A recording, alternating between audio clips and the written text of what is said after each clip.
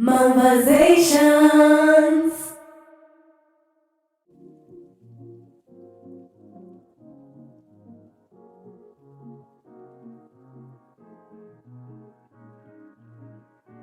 I met Rev B. Akama in church, Deliverance Church Isili. The day I got born again, it was a kesha for the youth, and he was the one ministering that day. So apparently, definitely as a preacher, the one ministering, si nitamwona. Yeah, that's how I got to meet him. Though I was new in the Deliverance Church Isili youth. So when I was invited it was immediately after my Form 4, so they called it ex-candidates. So during the ex-candidate meetings, which were in the course of the week, somewhere I think on Tuesday and Thursday, thereabout, I was invited for the kesha that was that Friday. And Rev B, being the evangelist of Deliverance Church at that time, was the one ministering. So that's how I met him on the altar. He was the one ministering that day, and it was very, very purely spiritual. Yes.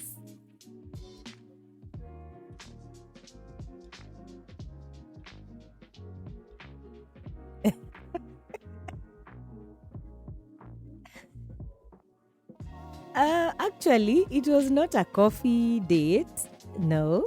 I don't know how to look at it, but he led me to Christ, yes.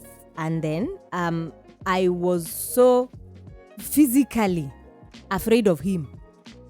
You know the way that you can revere someone until it gets to a point whereby now it's fear.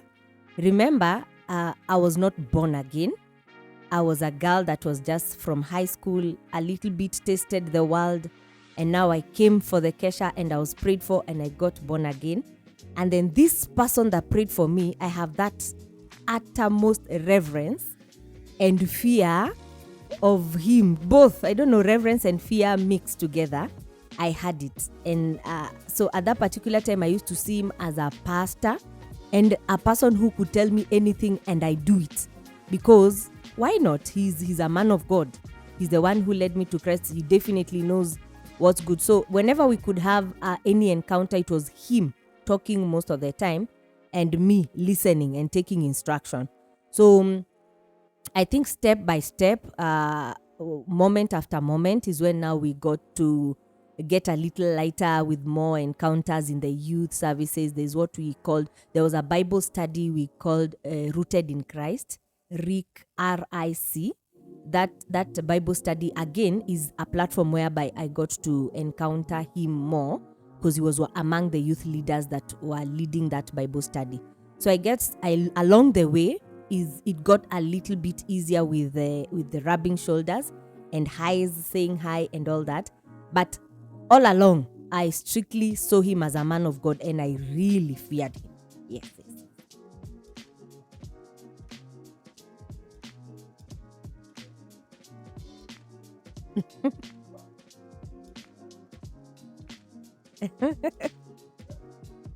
Oh my. My reaction was shock. Okay. If most of you have heard when he's ministering in church, we have Sound of Abundance Church. He usually says that I nilimgonga na mkate. You know, I hit him with a piece of bread. Because again, it was in another kesha. And then it's just these follow-ups that he used to have. And that time it was genuine because it was not only him who was doing the follow-ups, but most of the youth leaders and those that were a bit wamekoma kwa the youth ministry used to really follow up on those that were new converts. So it was not only him doing the follow-up. There was that lady that invited me for the kesha. She's now Pastor Rehab. And then there was another guy called Dandy.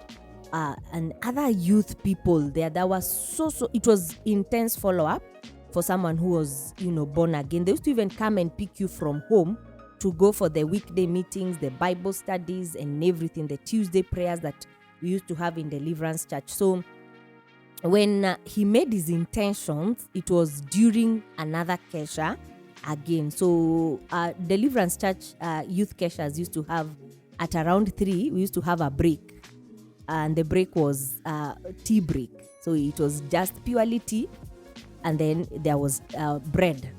So the follow-up began. How are you and everything? How are you doing? Are you reading your Bible? Are you still struggling with secular music and all that? And I was like answering genuinely. And then he mentioned that he likes me and he would want to have a relationship with me. And I was like, what? It was absolutely a shocker. And it was like, how? When did it get this way? And remember, my vision on him, or how I used to look at him, was as a man of God. So I was like, how did you get here? Our relationship was purely spiritual. Our relationship was purely on the altar. Our relationship was pastor and spiritual daughter. If at all, I even understood what a spiritual daughter was at that particular time. So it was my reaction was a shock, and that is why I perhaps threw the bread on him, because I got shocked. And I didn't look at it as I'm the one who has been sent to bring his downfall. Rather, I was just lost in how did we move from the spiritual to you liking me. Again, I'm a new convert. You're so mature in the Lord. What is it about me that you think we can have? That was the reaction I had.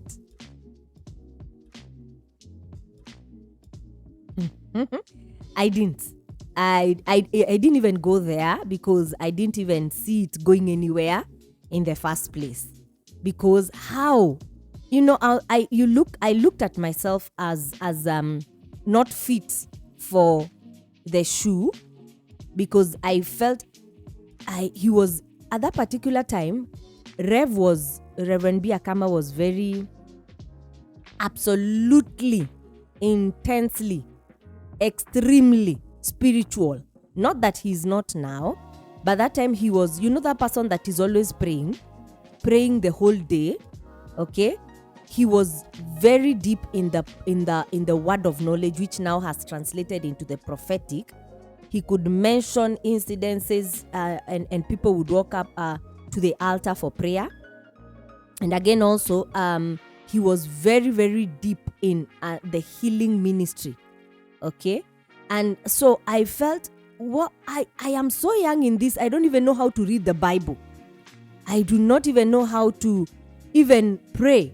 I don't even know most of the Christian songs that you people sing. I'm just so green in this thing. I think you're picking the wrong person. That was my reaction. So I didn't much even go to what people would think. I felt, no, you have the wrong person here. Yeah. Uh-huh.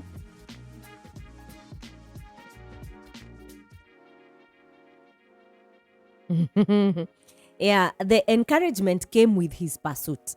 Okay, he was serious about it. He was consistent about it.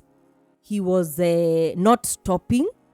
Like I would say in a nutshell, he knew what he wanted and he went after it. Even in my saying no, or in my confusion, or in my thinking I am not fit for that shoe, or you have the wrong person for this, he still did not stop at it. So he continued pursuing. He continued pursuing, and when you hit a tree, a very huge tree, and you have a hammer, is it a hammer or an axe? An axe. Every day you hit it kidogo, then you go and relax and you hit it. In a year's or 2 months' time, that tree will fall. So definitely that is what happened. He continued hitting and making his intentions very straight for quite some time, until I began now to flow his way. And again, I was not in any relationship, and so I said, why not?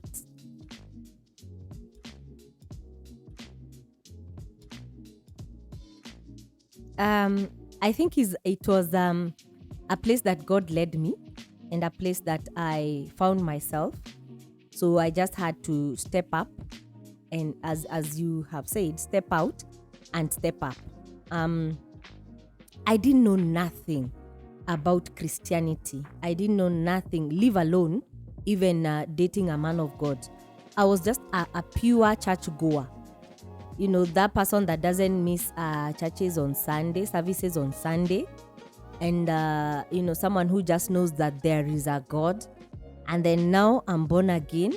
And within a few months, I'm here dating a man of God who is really not just a minister. He has a deep relationship with God and is gifted in some 1, 2, 3 signs of the healing ministry, is also having word of knowledge, etc. So I had to step out and step up, but it was clearly a world that I was so new to and very green to, that God, God threw me into the waters, as they say, and as we all know, that God knows us best more than we know ourselves.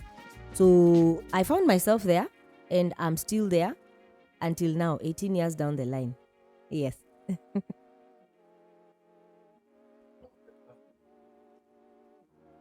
Okay. Can I say this? And I know I'm going to get into trouble with Rev. We never got to have any official dates. Okay? Why? Money. As most of you have heard Rev say most of the time, he was not very well pocket-wise. So most of our dates were in church. Church. So we had lunch hours in Deliverance Church. We had the keshas. We had the weekly meetings on Tuesday. I remember we had prayer for the youth. And then we had Thursday, ex-candidates and all that. So most of the time I would say, was a date was there in church. But an official date, I would say that was our first official date, that we went out for coffee or we went out for any drink in an official hotel. Hakuna. I cannot remember any. But before we got married, definitely God had started opening 1, 2, 3 doors for him here and there financially. I remember we went to a certain restaurant that was in the CBD. That was the first restaurant I remember very, very well. That was an official date, because I got to take a milkshake. I got to have what was this? Is it a burger or what? And it was called something Boomerang, somewhere there along Moi Avenue, a very busy street in Nairobi. So definitely, I wouldn't remember any date that we had, but all our meetings were in church most of the time. Yes.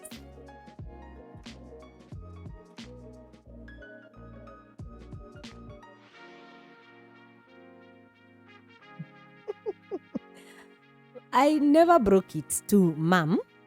I never also, dad now was a no-go zone. How do you even start telling dad that you're having a boyfriend? How? It's absolutely impossible. So mom, we were going to the same church with mom, and mom was still a leader or something in the women's department in church. So unajua mama na udaku.